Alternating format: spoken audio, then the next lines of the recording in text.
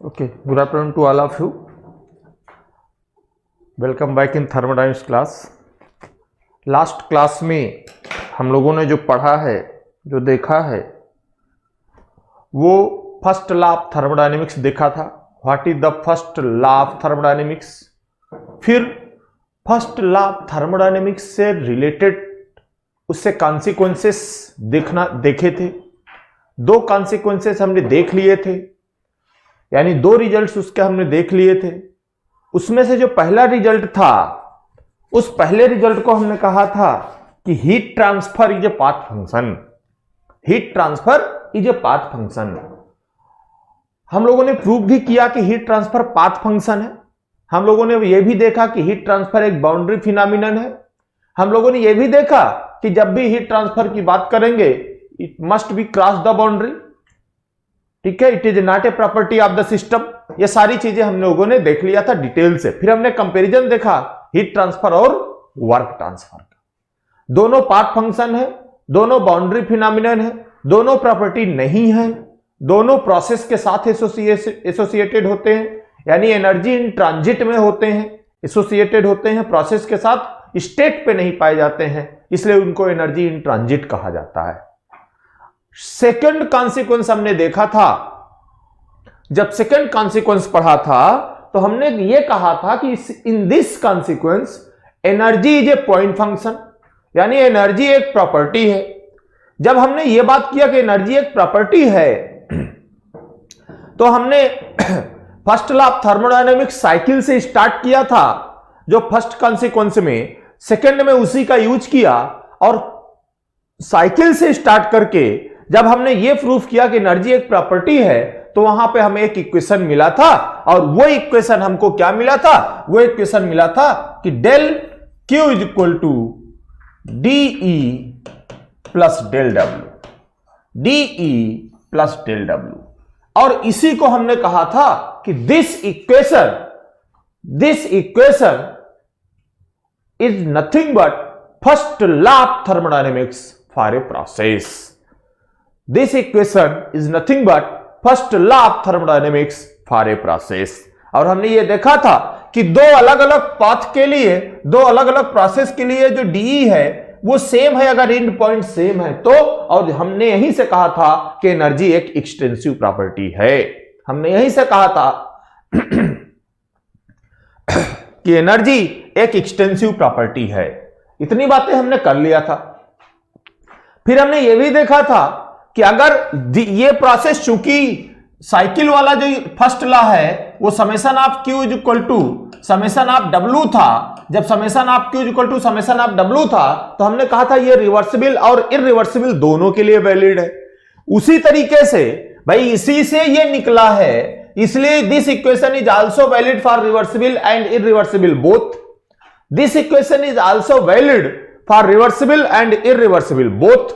But जब इसी equation में हमने कहा कि del Q is equal to DE और डेल डब्ल्यू की वैल्यू पी इंटू डीवी रख दो, जैसे ही पी इंटू डीवी रखा तो P into DV is valid for closed system and for reversible process, then this equation is valid only for reversible process. This equation is valid only for a reversible process. अगर P into DV रख दिया तो ये equation केवल किसके लिए valid हो गया? रिवर्सिबल के लिए रख दिया। अगर डेल डब्ल्यू रखा है तो रिवर्सिबल एंड इरिवर्सिबल बोथ। अगर P इंटू डीवी रखा है तो फिर हमने यहां पे इसको कह दिया कि ये क्लोज सिस्टम रिवर्सिबल प्रोसेस के लिए ओनली वैलिड होगा। ये बात हमने कर लिया। फिर हमने कहा कि जो E है इसमें दो तीन चीजें होती हैं, काइनेटिक एनर्जी होती है, पोटेंशियल एनर्जी होती है और इंटरनल एनर्जी होती है। इंटरनल एनर्जी मैंने कहा था कि उसकी अपनी न्यूक्लियर एनर्जी, उसकी अपनी वाइब्रेशनल एनर्जी, उसकी अपनी काइनेटिक एनर्जी। मॉलिक्यूल्स की जो भी होती हैं, मॉलिक्यूल के साथ जो एनर्जी एसोसिएटेड होती हैं, उन सबको मिलाकर उसकी इंटरनल एनर्जी कहा जाता है। यानी energy associated with the molecules is known as internal energy. हम क्लोज सिस्टम की बात करते हैं तो क्लोज सिस्टम में कहते हैं total change in kinetic energy and potential energy are negligible, so D is equal to D U. तब हम डी को डी यू के बराबर पुट कर सकते हैं, जब काइनेटिक एनर्जी और पोटेंशियल एनर्जी को क्या मान लिया गया था, निग्लेजिबल मान लिया गया था। जब उन दोनों को निग्लेजिबल मान लिया तो हमारे पास इक्वेशन एक निकल के आया, D is equal to D U plus del W, del Q is equal to D U plus del W, and D U is the change in internal energy, change in internal energy. Generally इसी का use करेंगे close system के लिए, reversible and irreversible both के लिए, reversible and irreversible both के लिए। ठीक है, तो ये हमने लास्ट क्लास में कर लिया था। आज जो हमें पढ़ना है, हम इसके थर्ड कॉन्सिक्वेंस की बात करते हैं। इसका थर्ड कॉन्सिक्वेंस क्या कहता है? Third consequence of first law of thermodynamics ये कहता है energy of an isolated system is constant. Energy of an isolated system is constant. अगर वो आइसोलेटेड सिस्टम है तो उसकी एनर्जी कांस्टेंट होगी, ये हमें प्रूफ करना है। अब आप बताइए आइसोलेटेड सिस्टम का मतलब क्या हुआ? आइसोलेटेड सिस्टम का मतलब क्या हुआ भाई? ये सिस्टम है और ये सराउंडिंग है, ये सराउंडिंग है। इन दोनों के बीच में एनर्जी का इंटरैक्शन हो सकता है और मास का इंटरैक्शन हो सकता है।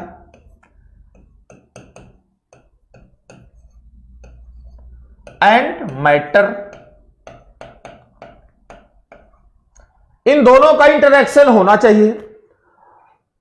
एनर्जी का इंटरैक्शन टू फॉर्म में हो सकता है, एक हीट के फॉर्म में और दूसरा वर्क के फॉर्म में। भाई एनर्जी का interaction between system and surrounding दो फॉर्म में हो सकता है, बट हमने कहा आइसोलेटेड सिस्टम। अगर वो आइसोलेटेड सिस्टम है तो in isolated system, in isolated system there is no heat transfer between the system and surrounding, no work transfer between the system and surrounding. ना तो हीट का ट्रांसफर होगा, ना तो वर्क का ट्रांसफर होगा, ना तो मैटर का ट्रांसफर होगा। यानी कहते हैं ना तो एनर्जी का इंटरेक्शन होगा, ना तो किसका, मैटर का इंटरेक्शन होगा। बट ये क्लोज सिस्टम आइसोलेटेड अगर उसने कह दिया है, अगर ये आइसोलेटेड है, इसका मतलब है कि हमारे पास जो कंटेनर है, हमारे पास जो कंटेनर अवेलेबल है, this is container, this is container, इस कंटेनर ये फुली इंसुलेटेड है, ये फुली इंसुलेटेड है। अगर इसमें कोई पिस्टन है, पिस्टन भी लॉक्ड है, पिस्टन भी लॉक्ड है, पिस्टन भी मूव नहीं कर रहा है। ना तो इससे हीट बाहर जा रही है, ना तो इससे हीट बाहर जा रही है, ना पिस्टन मूव कर रहा है, इसलिए ना तो हीट का ट्रांसफर हो रहा है, ना तो वर्क का ट्रांसफर हो रहा है। Then it is an isolated system. इसका मतलब in an isolated system there is no interaction between system and surrounding। वहां पे कोई इंटरेक्शन नहीं हो रहा है। अब अगर कोई इंटरेक्शन नहीं हो रहा है तो according to first law of thermodynamics, according to first law of thermodynamics,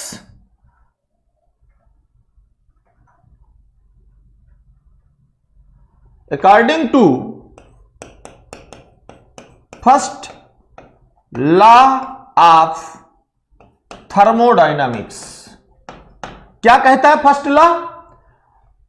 first law क्या कहता है? फर्स्ट लॉ कहता है कि del Q is equal to, अब किसके लिए, किसके लिए? प्रोसेस के लिए कहते हैं। अभी हमने प्रोसेस के लिए निकाल लिया ना, और प्रोसेस के लिए निकाला ना कि del Q is equal to DE plus del W। This is the first law of thermodynamics for a process। This is the first law of thermodynamics for a process। हमने अभी ऊपर निकाल लिया तो अब हम इसका यूज कर सकते हैं, अब हम इसका यूज कर सकते हैं। भाई ऑलरेडी पहले वाले को दूसरे में यूज किया, दूसरे वाले को तीसरे में यूज कर रहे हैं। देखिए जरा, first law of thermodynamics for a process del Q is equal to D E plus del W. But for isolated system del Q is equal to 0 and del W is equal to 0। इसका मतलब यह हुआ 0, यह हुआ DE plus 0, DE plus 0। इसका मतलब क्या हुआ? इसका मतलब हुआ DE is equal to 0। DE का मतलब change in internal energy, sorry change in total energy. Change in total energy का मतलब हुआ कि E2 minus E1 is equal to 0। DE का मतलब टोटल चेंज, जो चेंज इन एनर्जी आया। चेंज इन एनर्जी का मतलब डेल्टा ई, डेल्टा ई का मतलब E2 minus E1। E2 minus E1 is equal to 0. If E2 minus E1 is equal to 0, then E2 must be equal to E1. Then E2 must be equal to E1.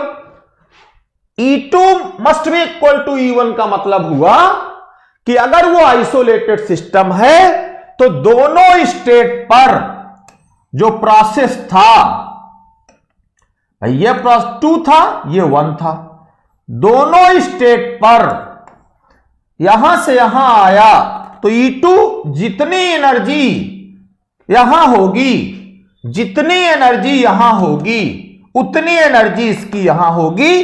This is an isolated system, this is an isolated system. इसका मतलब कि अगर वो isolated system है तो उसकी energy क्या होगी? कांस्टेंट होगी। ये हमने फर्स्ट लॉ ऑफ थर्मोडायनेमिक्स से प्रूफ कर लिया। तो याद रखिएगा, energy of an isolated system, energy of an isolated system is constant. देखिए हमने यहां पे फर्स्ट लॉ ऑफ थर्मोडायनेमिक्स लगाया और इस फर्स्ट लॉ ऑफ थर्मोडायनेमिक्स के बेसिस पे हमने कहा कि del Q first law of thermodynamics for a process, first law of thermodynamics for a process. हम साइकिल से चले थे, प्रोसेस पे आ गए थे। Del Q is equal to d plus del W है for isolated system. Del Q is equal to 0 है, डेल डब्ल्यू 0 है, तो यहां पे हो गया 0, यहां पे हो गया डी, यहां पे हो गया 0, तो ये हुआ D is equal to 0। D is equal to 0 का मतलब E2 minus E1, E2 minus E1 is equal to 0। इसका मतलब E2 is equal to E1, E2 is equal to E1। इसका मतलब E इज कांस्टेंट,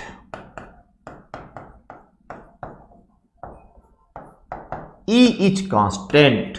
तो जो आइसोलेटेड सिस्टम की energy होगी वो क्या होगी? कांस्टेंट होगी। क्या होगी? कांस्टेंट होगी। याद रखिएगा, ये ऑब्जेक्टिव क्वेश्चन पूछा जा सकता है, ठीक है। भाई आइसोलेटेड सिस्टम कोई इंटरेक्शन नहीं करेगा तो जो उसकी एनर्जी होगी वो पूरी की पूरी क्या होगी? कांस्टेंट होगी, ठीक है। This is the energy of an isolated system. तो this is the third consequence, this is the third consequence. Next consequence of thermodynamics fourth. Fourth consequence क्या कहता है? फोर्थ कॉन्सिक्वेंस कहता है perpetual motion machine of first kind. Perpetual motion machine of first kind.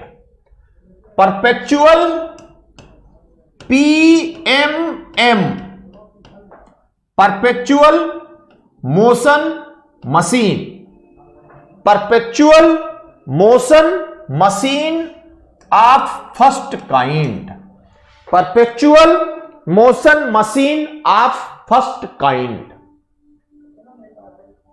अब पहले इसकी meaning समझ लो आप, इसका अर्थ समझ लो आप, फिर आगे बात करेंगे।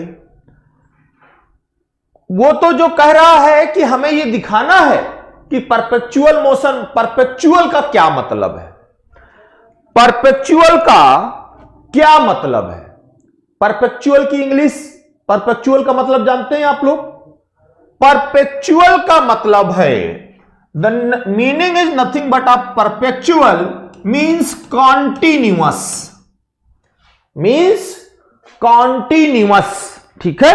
परपेचुअल मोशन मशीन का मतलब कॉन्टिन्यूअस, यानी ये कॉन्टिन्यूअस की बात करेगा परपेचुअल का मतलब हुआ कॉन्टिन्यूअस, लगातार।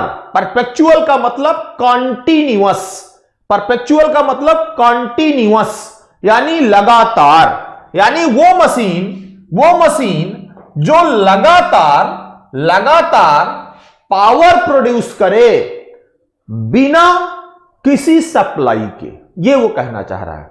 अब आप सुनिएगा ध्यान से, इसके मतलब से क्या, इसके कहने का क्या मतलब है, इसके कहने का क्या मतलब है, इसके कहने का मतलब है कि लगातार पावर प्रोड्यूस करना है।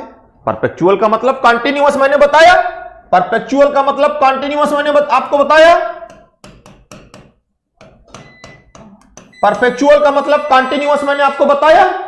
और जब परपेचुअल का मतलब कंटिन्यूअस है, इसका मतलब वो कंटिन्यूअस आपको पावर की बात कर रहा है। अब आप मुझे बताओ, मैं एक एग्जाम्पल के तौर पे एक बड़ा सा, खूब बड़ा सा, जितना बड़ा आप चाहें उतना बड़ा पिस्टन सिलेंडर ले लो। आप जितना बड़ा आप लेना चाहें उतना बड़ा पिस्टन सिलेंडर ले लो, चाहे पिस्टन यहां रखिए, चाहे पिस्टन यहां रखिए। और जब ये पिस्टन यहां से यहां चलता है तो प्रोसेस कहलाता है, यहां से यहां जाएगा तो वो प्रोसेस है। इसी प्रोसेस के लिए चाहे वो यहां से यहां जाए तो एक प्रोसेस, भाई यहां से यहां आए तो दूसरा प्रोसेस, और इसी प्रोसेस के लिए जो फर्स्ट लॉ निकाले थे वो निकाले हैं del Q is equal to D U plus del W, del Q is equal to D U plus del W. अब अगर एक प्रोसेस में पावर डेवलप करना चाहें, एक प्रोसेस में पावर डेवलप करना चाहें तो जरा देखिएगा, ये पिस्टन यहां से चला, हम खींचते जा रहे हैं, पावर मिलता जा रहा है, मिलता जा रहा है, मिलता जा रहा है, मिलता जा रहा है। लेकिन जब हम यहां से चले, कहीं ना कहीं तो वो प्रोसेस रुकेगा ना, कहीं ना कहीं तो वो प्रोसेस रुकेगा ना। वो प्रोसेस लगातार एक प्रोसेस हो नहीं सकता, कहीं तो रोकना ही पड़ेगा आपको, कहीं तो उसको रोकना पड़ेगा। तो अगर वो कंटिन्यूअस की बात करता है तो एक प्रोसेस में कंटिन्यूअस पावर तो मिल नहीं सकता है। इसका मतलब क्या है, अगर यही साइकिल होता तो पिस्टन यहां से यहां गया, यहां से यहां आया, यहां से यहां लगातार चल रहा है, ऐसे चल रहा है, पिस्टन चल रहा है, यानी अब पिस्टन एक साइकिल पे चल रहा है। अगर ये इंजन साइकिल पे चले तो कंटिन्यूअस पावर मिल सकता है, लेकिन अगर एक प्रोसेस हो, सिर्फ प्रोसेस हो, तो प्रोसेस पे कंटिन्यूअस पावर नहीं मिल सकता है। तो पहली चीज तो ये में याद रखिए कि अगर हमें परपेचुअल मोशन मशीन बनानी है, परपेचुअल मोशन मशीन बनानी है, यानी ऐसी मशीन बनानी है जो कि कंटिन्यूअस पावर डेवलप करे, तो वो प्रोसेस पे नहीं साइकिल पे वर्क करेगा, वो प्रोसेस पे नहीं साइकिल पे वर्क करेगा, क्योंकि साइकिल ही है जो कंटिन्यूअस आपको पावर देता है या उसको पावर देना है। जैसे कंटिन्यूअस इफेक्ट देखिए, आप गर्मी के दिनों में कमरे में जाइए, एसी लगा हुआ है, रेफ्रिजरेटर लगा हुआ है, रेफ्रिजरेटर में आपने सामान रख रखा है, रेफ्रिजरेटर में सामान रख रखा है और उसको चला दिए। सुबह जाइए तब भी आपको ठंडा मिलेगा, शाम को जाइए तब भी ठंडा मिलेगा, कल सुबह जाइए तब भी ठंडा मिलेगा। क्यों? क्योंकि वो एक साइकिल पे काम कर रहा है, वो एक साइकिल पे काम कर रहा है। अगर वो एक प्रोसेस पे काम करता तो आपको कभी भी लगातार वो ठंडा ना मिलता, एक समय के बाद वो जरूर रुक जाता। इसका मतलब हुआ कि जो परपेचुअल मोशन मशीन है, मतलब कंटिन्यूअस पावर डेवलप करने वाली मशीन है। अब ये चाहे वो perpetual motion machine first kind हो, चाहे वो perpetual motion machine second kind हो, याद रखिएगा कि जो भी परपेचुअल मोशन मशीन की बात करेंगे वो एक साइकिल की बात करेगा, मतलब वो साइकिल पे काम करेगा, यानी perpetual motion machines work on cycle. Perpetual motion machines work on cycle. याद रखिएगा, जो भी मशीन होंगी वो साइकिल पे रन करेंगी, कभी भी प्रोसेस पे रन नहीं करेंगी। तो perpetual motion machines run only for cycle, not a process. Perpetual, पहली चीज तो याद रखिएगा, मैं शार्ट में लिख रहा हूं, perpetual motion machine run only on cycle, not a process. Not a process यानी perpetual motion machines run only on a cycle और for cycle, not a process. Not a process, कभी भी प्रोसेस पे run नहीं करेंगी।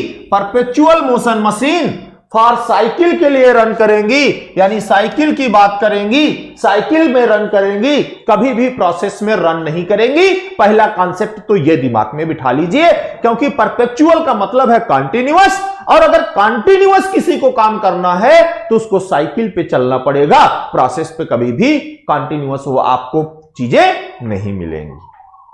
ये clear हुआ? इसका मतलब हुआ कि अब जो हमें परपेचुअल मोशन मशीन की बात करनी है उसमें कौन सा इक्वेशन लगाना है? First law of thermodynamics for a cycle वाला लगाना है, प्रोसेस वाला नहीं लगाना है। मैं इतनी देर से कहानी क्यों बता रहा था? यही समझाने के लिए कि अब जो हमें फर्स्ट लॉ ऑफ थर्मोडायनेमिक्स की लगाना है वो साइकिल वाला इक्वेशन लगाना है, प्रोसेस वाला इक्वेशन परपेचुअल मोशन मशीन के लिए नहीं लगाना है।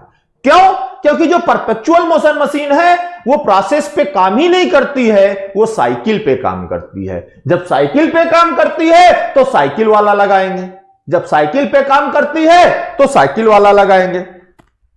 अब सुनिए, जो परपेचुअल मोशन मशीन है उसका काम क्या है?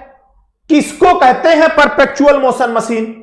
परपेचुअल मोशन मशीन का मतलब है कि एक ऐसी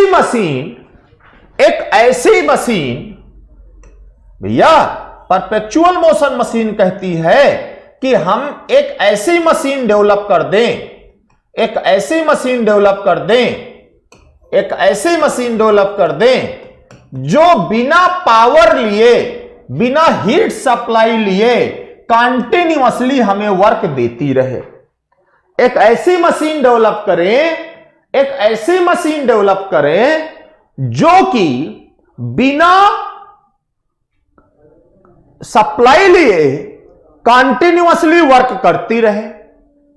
इसे कहते हैं perpetual motion machine of first kind.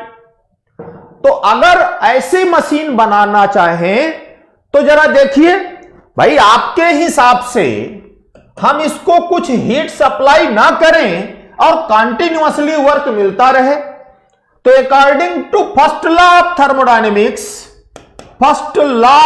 Of thermodynamics for a cycle summation of Q is equal to summation of W, summation of Q is equal to summation of W। अब वो कह रहा है कि भैया आप सप्लाई मत दो, यानी Q जीरो कर दो। जब Q जीरो करोगे तो जीरो हुआ, equal to summation of W, equal to summation of W का मतलब समेशन ऑफ W भी जीरो हो गया, समेशन ऑफ W भी जीरो हो गया। इसका मतलब क्या हुआ कि आप गलत बात कर रहे हो। आप चाह रहे हो कि बिना कुछ दिए वो कंटिन्यूअसली वर्क देता रहे। ये इसी को perpetual motion machine first kind कह दिया गया। अगर ऐसा है मशीन बनाने की कोशिश कर रहे हो तो फिर W भी 0 हो जा रहा है, यानी this is the violation of first law of thermodynamics. ये फर्स्ट लॉ का वायलेशन है कि बिना कुछ दिए आप लेने की बात कर रहे हो। अरे यार, आप पढ़ने आते हो, कोचिंग में आए पढ़ने के लिए, खूब खा पी के 4 घंटा पढ़ना यार, अच्छे से खा पी लो, खूब खा पी के आए, तब तो पढ़ने में मन लगता नहीं है। ऊपर से आपसे कह दिया जाए कि हम आपको 3 दिन खाना नहीं देंगे और कंटिन्यूअसली आपसे काम कराएंगे, आप कहोगे मर जाएंगे भाई, क्या बात करते हो आप। यानी हम आपको खाना ना दें और कह दें आप काम करते रहो, पॉसिबल है क्या? नहीं पॉसिबल है। अगर आपको खाना ना दें और कंटिन्यूअसली काम कराएं, पॉसिबल है क्या? अरे खाना मिलने के बाद तो कोई करता नहीं है, खाना मिलने के बाद तो कोई करता नहीं है। जब खाना मिलने के बाद नहीं करता तो खाना ना मिलने के बाद क्या करेगा? कतई ना करेगा। इसका मतलब हुआ कि अगर आप बात करते हो कि एक ऐसी मशीन है जो बिना हीट की सप्लाई लिए कंटिन्यूअसली वर्क प्रोड्यूस करेगी, तो ऐसी मशीन बनाना पॉसिबल नहीं है, क्योंकि यह वायलेशन है किसका? फर्स्ट लॉ ऑफ थर्मोडायनामिक्स का। यह वायलेशन है फर्स्ट लॉ ऑफ थर्मोडायनामिक्स का। इसका मतलब there can be no machine which produce continuously work without supply any heat. ऐसी कोई मशीन बनी ही नहीं है, और अगर आप कहते हो कि हम ऐसी मशीन बनाए हैं तो वायलेशन है फर्स्ट लॉ ऑफ थर्मोडायनेमिक्स का। तो क्वेश्चन बनता है कि वो कौन सी मशीन है, वो कौन सी मशीन है जो फर्स्ट लॉ ऑफ थर्मोडायनेमिक्स का वायलेशन करती है? तो आप बोलोगे this is the perpetual motion machine of first kind. Perpetual motion machine of first kind, इसी को कहा जाता है पीएमएम फर्स्ट किस लॉ का वायलेशन करती है। इस तरह से भी पूछ सकता है कि पीएमएम फर्स्ट काइंड किस लॉ का वायलेशन करता है, किस लॉ का वायलेशन करता है। तो आप ऑप्शन दे देगा first law, second law, third law, none of this. तो आप बोलोगे PMM first kind first law of thermodynamics का वायलेशन करता है। लेकिन फर्स्ट लॉ ऑफ थर्मोडायनेमिक्स याद रखिएगा, कोई भी परपेचुअल मोशन मशीन है वो मोशन मशीन साइकिल पे काम करेगी, इसलिए वो साइकिल वाले लॉ की ही बात करेगी। इसीलिए जो भी परपेचुअल मोशन मशीन है वो साइकिल पे रन करती हैं, कभी भी प्रोसेस की बात नहीं करती हैं। क्लियर हुआ? तो मतलब बिना हीट की सप्लाई दिए वर्क मिले, this is the violation of first law of thermodynamics. तो पीएमएम क्या है? मैंने आपको बताया कि एक ऐसी मशीन जो कंटिन्यूअसली वर्क दे बिना उसको हीट सप्लाई किए। तो PMM perpetual motion machine is a hypothetical machine, is a hypothetical machine whose operation would violate the laws of thermodynamics। भाई अगर वो परपेचुअल है तो लॉज ऑफ थर्मोडायनेमिक्स का वायलेशन करती है। फर्स्ट है तो फर्स्ट लॉ का करेगी, सेकंड है तो सेकंड लॉ का करेगी। सेकंड वाले में आएंगे तो सेकंड वाले को देखेंगे। पीएमएम फर्स्ट क्या है? Is an imaginary machine which gives out work without taking any form of energy at input, without taking any form of energy at input, यानी no input, PMM first kind produce output. ऐसा है क्या? नहीं है। ये तो violation हो गया फर्स्ट लॉ ऑफ थर्मोडायनेमिक्स का। इसीलिए कहा गया क्या कहा गया? इसीलिए कहा गया कि this machine violate the first law of thermodynamics. PMM first kind violation first law of thermodynamics. याद रखिएगा, ये फर्स्ट लॉ ऑफ थर्मोडायनेमिक्स का वायलेशन करती है। ये फर्स्ट लॉ ऑफ थर्मोडायनेमिक्स का वायलेशन करती है। ठीक है? तो this is the fourth consequence. Fourth consequence क्या कहता है? PMM first kind, PMM first kind. PMM क्या है मैंने आपको बताया, perpetual motion machine, continuous power produce करने वाली जो मशीनें हैं उनको हम परपेचुअल मोशन मशीन कह सकते हैं। ये हाइपोथेटिकल मशीन है और ये हमेशा कंटिन्यूअस पावर प्रोड्यूस की बात करेगा। तो इसलिए इन मशीन्स को क्या कहा जाता है, इन मशीन्स को कंटिन्यूअस पावर प्रोड्यूस करने वाली मशीन्स कहते हैं। इसलिए ये मशीन हमेशा साइकिल्स पे काम करती हैं, प्रोसेस की बात नहीं करती हैं। तो साइकिल की बात करती हैं तो साइकिल वाले लॉ लगाएंगे। जब साइकिल वाले लॉ लगाएंगे तो देखेंगे कि perpetual motion machine first kind है, वो फर्स्ट लॉ ऑफ थर्मोडायनेमिक्स का वायलेशन करती है। बिना उसको किसी टाइप की एनर्जी दिए वो वर्क प्रोड्यूस नहीं कर सकती है। अगर आप कहते हो वर्क प्रोड्यूस करती है तो ये वायलेशन है किसका, फर्स्ट लॉ ऑफ थर्मोडायनेमिक्स का। ये वायलेशन है किसका, फर्स्ट लॉ ऑफ थर्मोडायनेमिक्स का। It is clear, clear, okay. Next, most important term, एक नया टर्म। देखिए अभी पीछे हमने कितने टर्म पढ़ा, हीट ट्रांसफर पाथ फंक्शन पढ़ लिया था, फिर एक नया टर्म आया जिसे इंटरनल एनर्जी कहा, और यह भी देखा कि इंटरनल एनर्जी पॉइंट फंक्शन है, पाथ फंक्शन नहीं है। इंटरनल एनर्जी प्रॉपर्टी है, वो भी एक्सटेंसिव प्रॉपर्टी है क्योंकि मॉलिक्यूल्स पर डिपेंड करती है। मॉलिक्यूल्स की एनर्जी ही उसकी एनर्जी है, इसलिए इंटरनल एनर्जी एक एक्सटेंसिव प्रॉपर्टी है। वो पॉइंट फंक्शन है, पाथ फंक्शन नहीं है। पॉइंट फंक्शन है, पाथ फंक्शन नहीं है। क्लियर हुआ, बात समझ में आ गई। अब सुनिए, जो ये फिफ्थ है, एक टर्म यूज हुआ एंथैल्पी, एक्चुअली एंथैल्पी टर्म अब आगे से पूरे थर्मोडायनेमिक्स में फ्रीक्वेंटली यूज होने वाला है। एंथैल्पी सभी करेंगे, लेकिन इस एंथैल्पी टर्म का सबसे पहले अगर किसी ने यूज किया था तो वो है मोलियर साहब। उसी से मोलियर चार्ट बना है। एंथैल्पी को सबसे पहले यूज करने वाले कौन है, मोलियर साहब। और चूंकि मोलियर साहब यूज किए थे इसको अपने उसमें, इसलिए उनके नाम से वो मोलियर चार्ट पड़ा। तो सबसे पहले मोलियर साहब ने यूज किया था। पूरे थर्मोडायनामिक्स में आप देखेंगे कि एक टर्म है जो कि फ्रीक्वेंटली यूज होने वाला है, और वो टर्म जो फ्रीक्वेंटली यूज होता है वो यूज होता है U प्लस पीवी। तो in thermodynamics the term U plus PV appear frequently. पूरे थर्मोडायनामिक्स में U प्लस पीवी एक ऐसा टर्म है जो कि फ्रीक्वेंटली यूज होगा पूरी थर्मोडायनामिक्स में। एंड भाई U प्लस पीवी पूरी थर्मोडायनेमिक्स में फ्रीक्वेंटली यूज होगा। U प्लस पीवी पूरी थर्मोडायनेमिक्स में फ्रीक्वेंटली यूज होगा।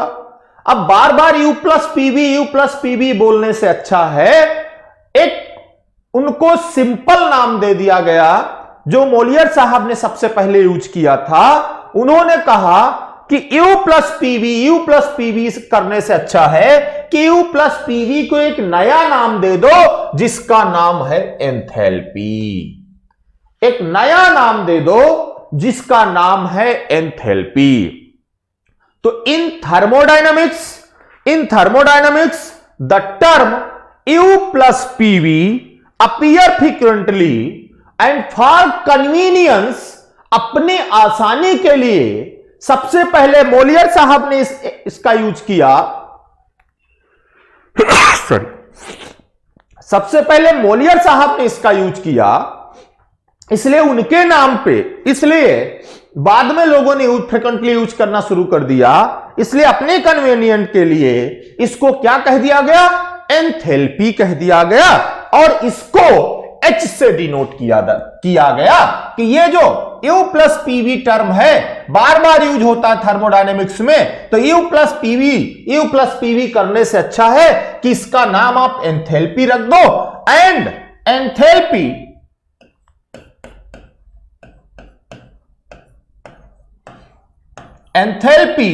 Is equal to U plus PV. U plus PV और एंथैल्पी का सिंबल है capital H। Capital H is equal to U plus PV. तो U प्लस पीवी बार बार बोलने से अच्छा उन्होंने कहा आप एक काम करिए, आप H is equal to U plus PV की बात करिए, H is equal to U plus PV की बात करिए। ठीक है, कहने का मतलब है कि H is equal to U plus PV, H is equal to U plus PV. तो U plus PV frequently use in thermodynamics, U plus PV frequently used in thermodynamics। So सबसे पहले मोलियर साहब ने यूज किया था एक नया term जिसको उन्होंने एंथैल्पी बोल दिया, बाद में खूब यूज होने लगा एंथैल्पी। तो इसलिए U प्लस पीवी को ही एंथैल्पी कह दिया गया, H is equal to U plus PV.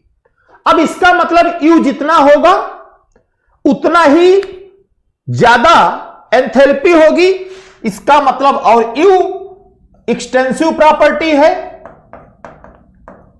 इसीलिए H भी क्या होगा, एक्सटेंसिव प्रॉपर्टी होगा।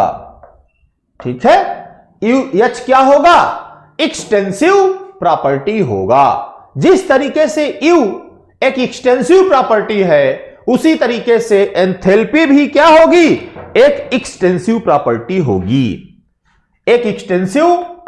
होगी। तो याद रखिएगा enthalpy H is nothing but N extensive property. H enthalpy is nothing but N extensive property. H क्या है, एक्सटेंसिव प्रॉपर्टी है। जनरली इसको किलोजूल या जूल में डिनोट करते हैं, किलोजूल और जूल में डिनोट करते हैं। याद रखिएगा भाई, किलोजूल या जूल में डिनोट करते हैं। अगर आपको कहे कि what is the specific enthalpy, तो आपको पता है कि स्पेसिफिक का मतलब क्या होता, मैं पहले ही बता चुका हूं, बार बार उसको ना आप परेशान होइएगा। जहां जहां स्पेसिफिक की बात करे वहां समझ जाइए वो क्या कहना चाह रहा है। स्पेसिफिक एंथैल्पी का क्या मतलब है, स्पेसिफिक एंथैल्पी का क्या मतलब है, अगर आपसे स्पेसिफिक एंथैल्पी की बात करता है तो इसका मतलब है, स्पेसिफिक एंथैल्पी की बात करता है इसका मतलब है कि वो स्मॉल h की बात करता है, स्मॉल h की बात करता है। और स्मॉल h का मतलब हुआ कि total enthalpy divided by mass, total enthalpy divided by mass, total enthalpy divided by mass. इसी को तो स्पेसिफिक कहते हैं। यानी आप जब पर यूनिट मास निकालने की कोशिश करते हैं तो आप कहते हैं कि yes this is specific value. तो चाहे इंटरनल एनर्जी हो, पर यूनिट मास निकालेंगे तो स्पेसिफिक इंटरनल एनर्जी हो जाएगी। स्पेसिफिक एंथैल्पी जहां स्मॉल h लिखा हो, समझ लीजिए कि वो स्पेसिफिक एंथैल्पी की बात करता है। अगर वो स्पेसिफिक एंथैल्पी की बात करता है इसका मतलब हुआ कि small h is equal to capital H divided by m, capital H divided by m, that is nothing but specific enthalpy, that is nothing but specific enthalpy. इसका मतलब हुआ कि स्पेसिफिक एंथैल्पी यानी enthalpy per unit mass, enthalpy per unit mass is known as specific enthalpy, and specific enthalpy is an intensive property। जब specific enthalpy की बात करेंगे तो specific enthalpy क्या होगा, specific enthalpy is an intensive property। Specific enthalpy is an intensive property. क्या होगा? Specific enthalpy is an intensive property. ठीक है, तो एक एंथैल्पी क्या है? एक्सटेंसिव प्रॉपर्टी है।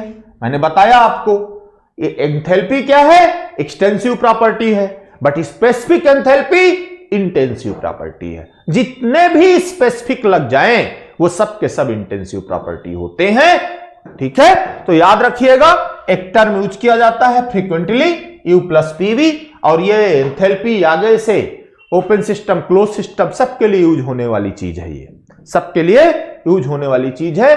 ज्यादातर आप देखेंगे कि ओपन सिस्टम में एंथैल्पी चेंज से ही हम वर्क आउटपुट को कैलकुलेट करते हैं, U प्लस पीवी से कैलकुलेट करते हैं, क्योंकि बार बार U प्लस पीवी लिखने का मतलब है बहुत कॉम्प्लिकेटेड चीजें हो जाती हैं, इसलिए उनको नया टर्म दे दिया गया एंथैल्पी। मोलियर साहब ने उसको सिंप्लीफाई किया और कहा कि एंथैल्पी यूज करेंगे। उनके बेसिस पर सब लोगों ने एंथैल्पी एंथैल्पी एंथैल्पी करना स्टार्ट कर दिया। It's clear? तो याद रखिएगा enthalpy is nothing but U plus PV. Enthalpy is nothing but U plus PV. It is an extensive property, denotes by capital H। अगर आप बात करते हैं तो पर यूनिट मास की, तो that is the specific enthalpy, and denote by small h, that is denote by small h, and specific enthalpy is an intensive property. Specific enthalpy is an intensive property and its unit kilojoule per KG. Its unit kilojoule per KG, याद रखिएगा। तो these are the main consequences of first law of thermodynamics. These are the consequences of first law of thermodynamics. First law of thermodynamics जब हमने बात किया था तो मैंने शुरू में बताया था कि फर्स्ट लॉ ऑफ थर्मोडायनेमिक्स सबसे पहले एक्सपेरिमेंटल रिजल्ट्स थे। सबसे पहले क्या बात किया था? एक्सपेरिमेंटल रिजल्ट्स थे। फिर हमने बात किया कि इसका मैथमेटिकल प्रूफ नहीं होता। फिर हमने बात किया कि ये एक साइकिल के लिए इनिशियली डेवलप किया गया था, बाद में प्रोसेस के लिए आया। इनिशियली साइकिल के लिए डेवलप किया, बाद में प्रोसेस के लिए आया, और क्लोज सिस्टम के लिए बात किया गया। तो इन सब को एक साथ मिला दिया गया, इन सब को एक साथ मिला दिया गया, और इन सबको मिला करके देखा गया, इन सबको मिला करके देखा गया कि इनसे बेसिस पर हम लोगों ने जो कहा फर्स्ट लॉ का डिफिनेशन बनाया कि according to first law of thermodynamics उसका स्टेटमेंट क्या है? For a close system undergoing a cycle, for a close system undergoing a cycle, एक क्लोज सिस्टम की बात करते हैं, अंडरगोइंग साइकिल की बात करते हैं। The net heat transfer is equal to net work transfer, और summation of Q is equal to summation of W निकाला था। फिर हमने कहा था कि इसके कॉन्सिक्वेंसेस क्या हैं। एक कॉन्सिक्वेंसेस निकालते हुए चले आए, और हमने किस तरीके से देखा कि साइकिल से चले थे, प्रोसेस पे आ गए थे, और फिर हमने देख लिया कि जो फर्स्ट लॉ ऑफ थर्मोडायनेमिक्स है, जो फर्स्ट लॉ ऑफ थर्मोडायनेमिक्स है वो प्रोसेस के लिए क्या होता है, वो भी हम लोगों ने देख लिया कि अगर प्रोसेस की बात करते हैं तो del Q is equal to क्या होगा? Del Q is equal to DE plus del W। और हमने देखा था कि DE यानी E जो है it is the energy and it is the property of the system. फिर हमको उसको DU में देखा, यानी U is the internal energy, it is also extensive property of the system, और उसी इक्वेशन को प्रोसेस के लिए अप्लाई कर दिया। तो these are the 5 consequences, these are the 5 consequences. अगर इसके आगे की बात करते हैं, इसके आगे की बात करते हैं थोड़ा सा, कि जो हमें अब पढ़ना, ये कॉन्सिक्वेंसेस हो गए। हम लोगों ने इससे पहले जो पढ़ा था, इससे पहले की क्लासेस में देखा था, वो हम लोगों ने देखा था कि जब वर्क ट्रांसफर पढ़े थे तो डिफरेंट 5 प्रोसेस पढ़े थे। उन पांचों प्रोसेस के आधार पर हमने वर्क ट्रांसफर निकाला था। कांस्टेंट वॉल्यूम के लिए वर्क ट्रांसफर क्या होगा क्लोज सिस्टम के लिए? हम क्लोज सिस्टम की बात कर रहे हैं। कांस्टेंट वॉल्यूम के लिए क्या होगा क्लोज सिस्टम के लिए? और कांस्टेंट प्रेशर के लिए क्या होगा? कांस्टेंट यानी टेम्परेचर के लिए क्या होगा, जिसे आइसोथर्मल कहा गया? एडियाबैटिक के लिए क्या होगा? और पॉलीट्रॉपिक के लिए क्या होगा? अब यहां पर हमने हीट ट्रांसफर पढ़ लिया है, फर्स्ट लॉ से रिलेट भी कर लिया है, तो अब हम यहां यह पढ़ सकते हैं कि heat transfer for various processes of non flow system. अगर नॉन फ्लो सिस्टम की बात करते हैं, क्लोज सिस्टम की बात करते हैं, रिवर्सिबल प्रोसेस की बात करते हैं, तो क्या होगा? Heat transfer in different processes में क्या होगा? Heat transfer in different processes में। ठीक है, तो इन प्रोसेस की बात करें एक एक की, देखते हैं। पहला प्रोसेस देखिए, हीट ट्रांसफर, देखिएगा ध्यान से। First, heat transfer in various non flow processes, various non flow processes. ध्यान से देखिएगा, यहां से इतने अच्छे 2-3 इक्वेशन निकल के आएंगे जो आप रटते होगे। अब रटना नहीं है, जो आप रटते होगे आपको रटना नहीं है, समझना है। ठीक है, एक प्रोसेस अभी आज देख लेते हैं, फिर आगे वाले प्रोसेस इसके नेक्स्ट लेक्चर पे देखेंगे, बट कम से कम एक प्रोसेस तो इस लेक्चर में देख ही लेते हैं। ठीक है, तो heat transfer in various non flow process, ठीक है, इसके लिए जो first law of thermodynamics for a process है और प्रोसेस रिवर्सिबल हो, अगर हम वो इक्वेशन यूज करें तो रिवर्सिबल दोनों के लिए है। First law of thermodynamics for a reversible process, del Q is equal to, क्या पढ़ा है आपने? Del Q is equal to D U plus P into DV, plus P into DV. भाई पी इंटू डीवी आ गया, इसका मतलब ये this equation is valid only for a reversible, this equation is valid only for a reversible, this equation is valid only for a reversible. ये irreversible के लिए valid हो नहीं सकता क्योंकि पी इंटू डीवी आया है। तो और जो हम प्रोसेस पढ़ रहे हैं वो रिवर्सिबल मान के ही चल रहे हैं, जो प्रोसेस पढ़ रहे हैं वो हम रिवर्सिबल मान के ही चल रहे हैं। ठीक है, इरिवर्सिबल की बात नहीं करने वाले हैं। ठीक है, अभी यहां पर हमने पी इंटू डीवी रखा, इसका मतलब वो रिवर्सिबल की बात कर रहा है। हमने 2 इक्वेशन पढ़े थे, एक इक्वेशन पढ़ा था कि del Q is equal to D U plus del W. This equation valid for reversible and irreversible both, but this equation is valid only for a reversible process, this equation is valid only for a reversible process. जब इस equation की बात करोगे कि ये equation सिर्फ एक reversible के लिए वैलिड है, जरा अब एक एक प्रोसेस को देखते हैं, एक एक प्रोसेस को देखते हैं। हम पहले प्रोसेस की बात करें, पहला प्रोसेस है constant volume process, isochoric process, isometric process पढ़ रखा है हमने। Constant volume process, isochoric process, isometric. पीछे के लेक्चर को रिवाइज करेंगे, दिमाग में रखेंगे तो बहुत क्लियर, बहुत आसानी से सब कुछ समझ में आएगा। पीछे का नहीं रिवाइज करेंगे, नहीं पढ़े रहेंगे तो फिर थोड़ी सी प्रॉब्लम क्रिएट करेगा ये। चलिए अब बात करते हैं कांस्टेंट वॉल्यूम प्रोसेस की। जब हम कांस्टेंट वॉल्यूम प्रोसेस की बात करते हैं तो फॉर कांस्टेंट वॉल्यूम,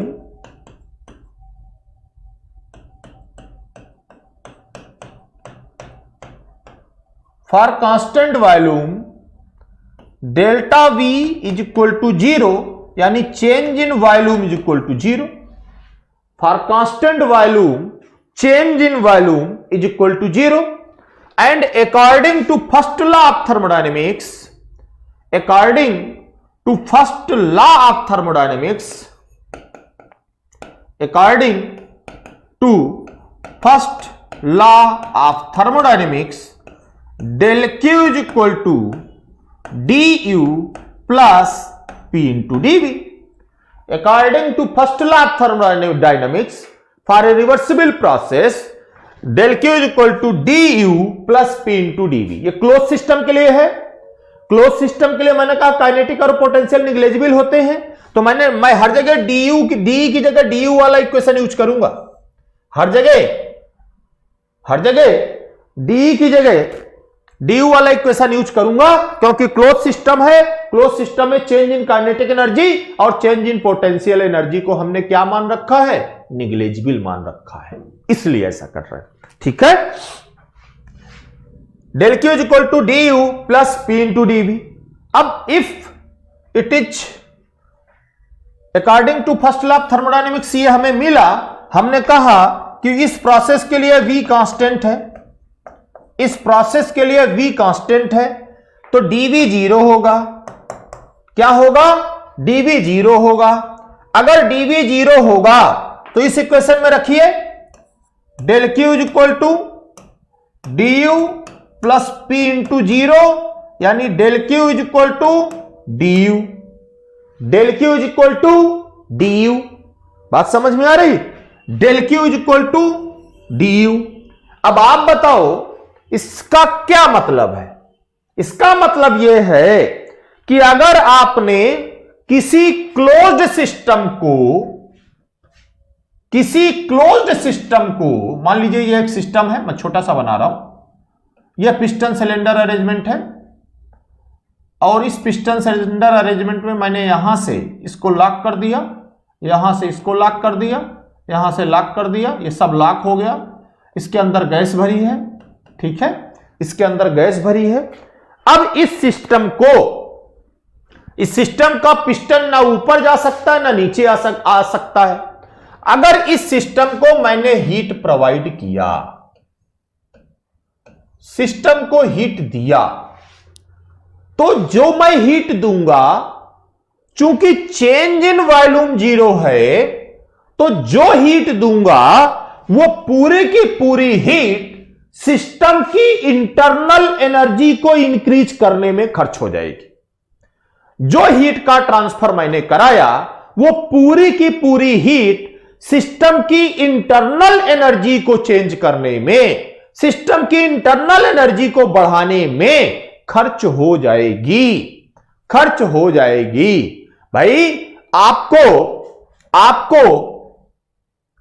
कहते ना, आपको बढ़िया मलाईदार खूब प्रोटीन वाला खाना दिया जा रहा है, खूब प्रोटीन वाला खाना दिया जा रहा है, खूब खाना खाते रहो, कोई काम ना कराया जाए, बैठा दिया जाए, तो धीरे धीरे ऐसा होगा कि कुर्सी से उठ भी नहीं पाओगे।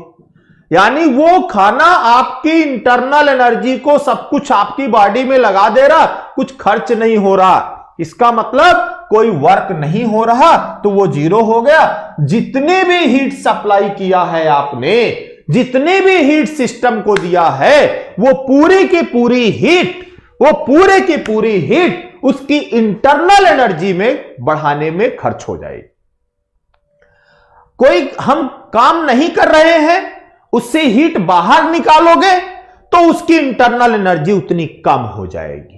कहने का मतलब, अगर आपने सिस्टम में हीट ट्रांसफर किया एट कांस्टेंट वॉल्यूम में, तो वो क्लोज सिस्टम उसके चेंज इन इंटरनल एनर्जी के बराबर हो जाएगी। यानी this heat transfer must be equal to change in internal energy for a close system undergoing constant volume process, undergoing constant volume process. अगर आपने वॉल्यूम में चेंज नहीं कराया, पिस्टन ऊपर नीचे मूव नहीं किया, तो जितनी हीट आपने उसको दिया वो पूरी की पूरी हीट उसकी इंटरनल एनर्जी में खर्च होगी, यानी उसके चेंज के बराबर होगी, उसके चेंज के बराबर होगी। यह बात समझ में आ गई सबको? यह बात सबको क्लियर हो गई होगी? यहां तक तो कोई प्रॉब्लम नहीं होगी। अब सुनिए भाई, कांस्टेंट वॉल्यूम पर हमने जब उसको हीट ट्रांसफर किया तो वो चेंज इन इंटरनल एनर्जी के बराबर हुआ, चेंज इन इंटरनल एनर्जी के बराबर हुआ, इसलिए जो हीट सप्लाई किया वो चेंज इन इंटरनल एनर्जी हो गई, उसमें चेंज इन इंटरनल एनर्जी के बराबर हो गई। अब आप बताओ, मैंने ये पहले पढ़ा दिया है, बता दिया है आपको, क्या बता दिया है आपको? बताइए जरा। ये पढ़ाया है for constant volume, for constant volume heat transfer कितना होगा? बोलो भाई, for constant volume close system के लिए हीट ट्रांसफर पढ़ाया है ना, del Q is equal to M into CV into D T.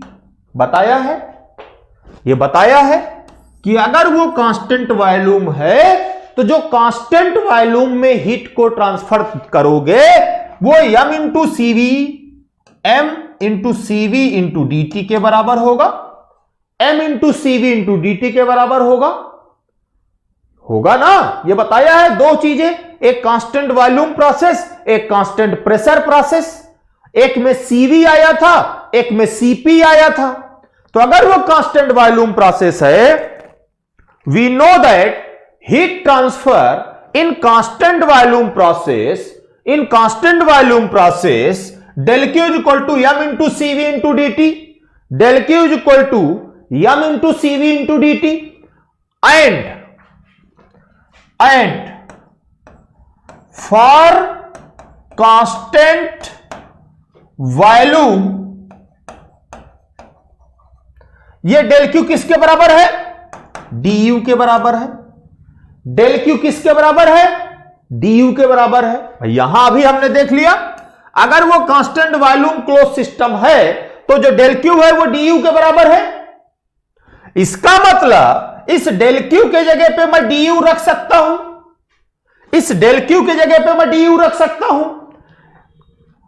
तो क्या रख सकता हूं कि इस डी को यहां रख दूं, तो अगर मैं डी को यहां रखूंगा तो फाइनली मुझे जो मिला वो क्या मिला? वो मिला D U is equal to M into CV into D T. D U is equal to M into CV into D T. D U is equal to M into CV into D T. ऐसा क्यों मिला? क्योंकि constant volume पर piston cylinder को जो मैंने heat दिया था वो heat M into CV into D T के बराबर होती है। ये हम पीछे पढ़ चुके हैं, और कांस्टेंट वॉल्यूम पर इस पिस्टन सिलेंडर को जो मैंने हीट दिया था वो internal energy, change in internal energy के बराबर होगा। वो मैंने यहां से पढ़ लिया है। अगर यहां से पढ़ लिया कि del Q is equal to D U होगा, और पहले पढ़ लिया था कि del Q is equal to M into CV into D T होगा for a constant volume close system reversible process के लिए del Q is equal to M into CV into D T होगा। इसका मतलब अल्टीमेटली इस d U की value M into CV into D T के ही तो बराबर हुआ। तो डी यू की value M into CV into D T के बराबर होगा। डी यू की value M into CV into DV के बराबर होगा। बोलो भाई, ऐसा है ना? इसका मतलब ये D U is equal to M into CV into D T. This is the most important equation. क्यों? अब सुनिए, ऐसा क्यों? अब सुनिए भाई, जब हमने पढ़ा था कि del Q is equal to M into CV into D T, तो यह किसके लिए था? कांस्टेंट वॉल्यूम के लिए था। ठीक है, किसी और में लगा नहीं सकते थे, क्योंकि डेल क्यू क्या है? कांस्टेंट वॉल्यूम का मतलब आप पीवी डायग्राम बनाइए, प्रेशर वॉल्यूम बनाइए, तो जो ये आएगा ऐसा ही इसी में लगेगा, चाहे ऐसे बनाइए चाहे ऐसे बनाइए। This is the constant volume process. क्योंकि डेल क्यू प्रोसेस पे डिपेंड करने वाली चीज है। डेल क्यू एक पाथ फंक्शन है, तो जो पाथ होगा उसी में डिपेंड करेगा, किसी और पे नहीं। तो ये क्वेश्चन लग सकता था कहां? सिर्फ कांस्टेंट वॉल्यूम प्रोसेस में, क्योंकि हीट ट्रांसफर एक पाथ फंक्शन था, पॉइंट फंक्शन नहीं था, प्रॉपर्टी नहीं था, तो हीट ट्रांसफर वहां पे यूज नहीं होगा, यानी सिर्फ एक के लिए यूज होगा, कांस्टेंट वॉल्यूम प्रोसेस के लिए। लेकिन जब इस डेल क्यू की जगह मैंने डी यू रखा, जब इस डेल क्यू के जगह मैंने डी यू रखा, तो D U is equal to M into C V into D T, D U is equal to M into C V into D T, and D U is nothing but property. D U क्या है, U क्या है, U is nothing but property, U क्या है, property है।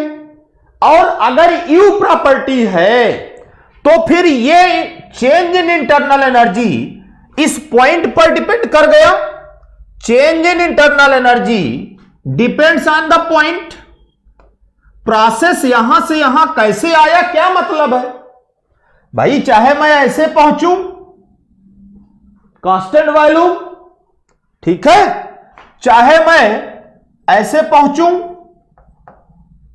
चाहे मैं ऐसे पहुंचूं, भाई अगर ये पॉइंट सेम है तो चेंज इन इंटरनल एनर्जी तो सेम होगा ना।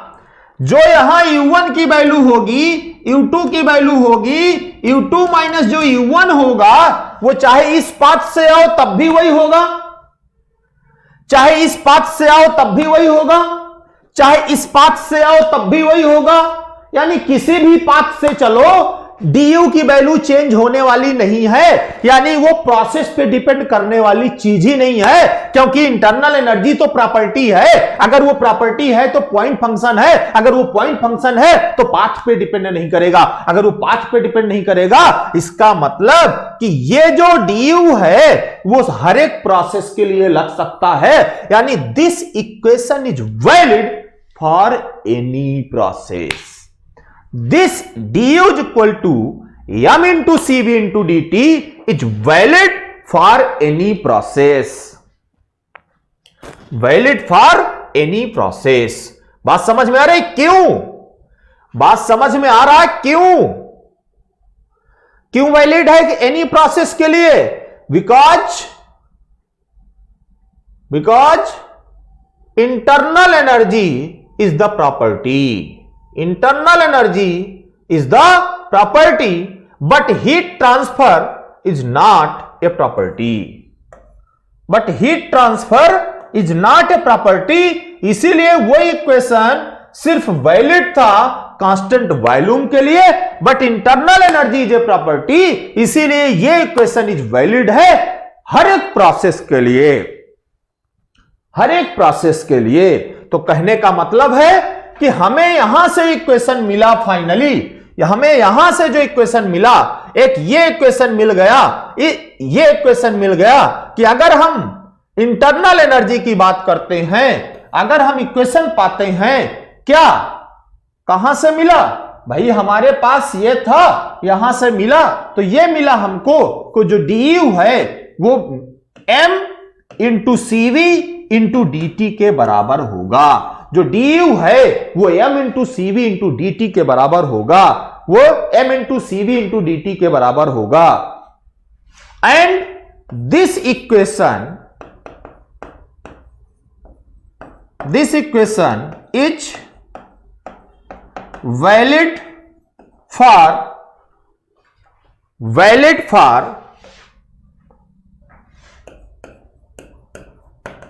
Any process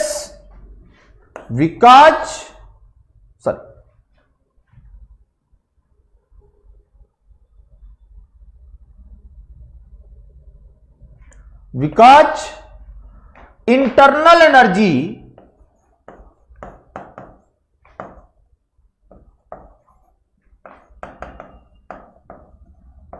internal energy is a property, because internal energy is a property।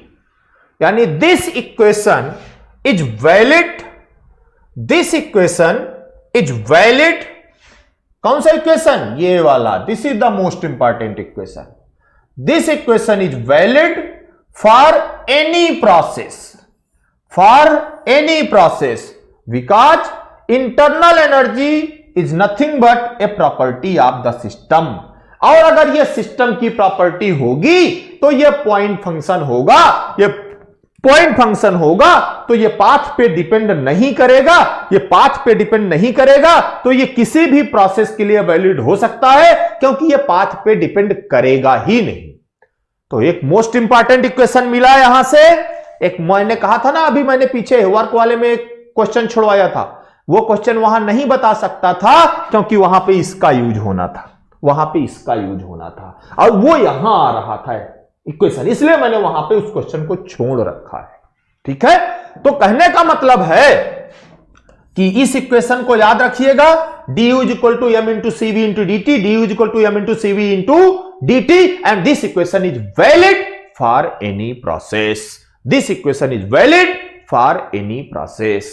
ठीक है, फॉर एनी प्रोसेस, क्योंकि यू इंटरनल एनर्जी है और ये प्रॉपर्टी है, ये पाथ से इंडिपेंडेंट है, तो ये किसी भी प्रोसेस के लिए इक्वेशन वैलिड हो सकता है। लेकिन ये इक्वेशन सिर्फ कांस्टेंट वॉल्यूम के लिए वैलिड होगा, डेल क्यू वाला, क्योंकि डेल क्यू एक पाथ फंक्शन है, वो पाथ फंक्शन है तो पाथ चेंज होगा तो वो चेंज होगा, इसलिए वो सबके लिए वैलिड नहीं होगा।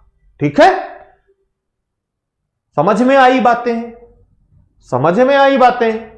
ठीक है, तो this is the first process, और यह समझ में आ गया होगा कि हम किस तरीके से चीजों की बात कर रहे हैं, कैसे डेवलप हो रहा है थर्मोडायनेमिक्स। यह क्वेश्चन मैंने वहां क्यों रोका था, मैंने हीट और वर्क में क्यों नहीं बताया, क्योंकि ये यहीं से अच्छे से समझ में आता, यहीं से हम डेल क्यू इक्वल टू इसको लेते तो समझ में आता। मैं थर्मोडायनेमिक्स बहुत डेप्थ में पढ़ा रहा हूं, इतना डेप्थ में पढ़ा रहा हूं कि इससे ज्यादा थर्मोडायनेमिक्स कोई पढ़ता नहीं है, चाहे वो ईएस वाला हो, चाहे गेट वाला हो, चाहे आप हो या बीटेक वाला हो, इससे ज्यादा कोई पढ़ता नहीं है। इसलिए थोड़ा सा दिमाग खोल के सुनना, 2-3 बार समझना, 2-3 बार वीडियो देखना तो समझ में आएगा। आप सोचो कि बस सुनते चले गए, समझ में आ गया, क्योंकि बहुत डेप्थ में बता रहा हूं। इन चीजों को डेप्थ में समझने के लिए बार बार आपको मेहनत करनी पड़ेगी। ठीक है, इसलिए ध्यान से समझने की कोशिश करना, एक लेक्चर को दूसरे से लिंक करने की कोशिश करना, देखना थर्मोडायनेमिक्स में कितनी मजा आती है। आपसे इंटरव्यू में पूछेगा ये कि भैया ये कहां से आया, आप क्या बात करते हो, तो कांस्टेंट वॉल्यूम के लिए है, हम क्यों लगाएं दूसरी जगह, तो आपके पास जवाब होना चाहिए इसका। बस हवा में रट लेने से, इक्वेशन रट लेने से कहानी नहीं बनती है कि आपने इक्वेशन रट लिया du equal to m into cv into dt। भैया क्यों, आपसे इंटरव्यू में पूछेगा, आपसे वाइबा में पूछेगा, आप इसका जवाब अगर इस तरीके से देंगे तो आपको कभी फेल नहीं करेगा वो। ठीक है, क्लियर है? चलिए आज के लेक्चर को यहीं रोकते हैं। नेक्स्ट लेक्चर को पे जो इसके आगे के 4 प्रोसेस हैं उनको देखते हैं, उनसे भी बहुत अच्छे अच्छे कॉन्सेप्ट निकल के आएंगे, उनको देखेंगे, फिर आगे की बातें करेंगे। ठीक है, चलिए, ओके, थैंक यू।